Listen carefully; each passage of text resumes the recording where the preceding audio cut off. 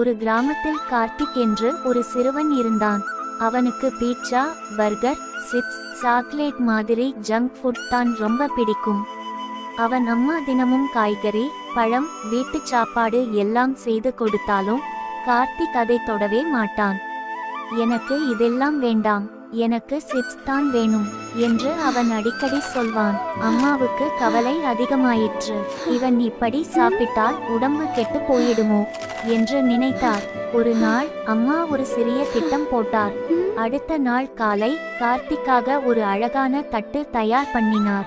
அதில் carrot, apple, chapati, பருப்பு, உள் கலர்ஃபுல்லாக கார்ட்டூன் மாதிரி ஷேப்ல அமைத்து வைத்தார். வாவ், இது என்ன அம்மா என்று கார்த்திக் கேட்டான். இது சூப்பர் ஹீரோ உணவு. இதை சாப்பிட்டா நீ வேகமா ஓடுவ, நல்லா விளையாடுவ, பள்ளியிலே ஃபாஸ்ட் வருவ என்று அம்மா சிரித்துக்கொண்டு சொன்னார்.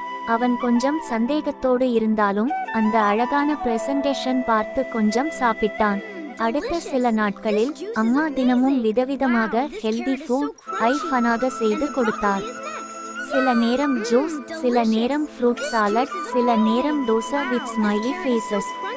சில நாட்களில் கார்த்திக் உணர்ந்தான், அவன் அதிகம் சோர்வாக இல்லை, நண்பர்களுடன் நல்லா விளையாட முடிகிறது, பள்ளியிலும் கவனம் அதிகமாகிறது. அம்மா, இப்போ எனக்கு இந்த ஹெல்தி ஃபுட் ரொம்ப பிடிக்குது என்று கார்த்திக் மகிழ்ச்சியாக சொன்னான். அம்மா சிரித்தார். சாப்பாடு நல்லா இருந்தா வாழ்க்கையும் நல்லா இருக்கும் என்றார்.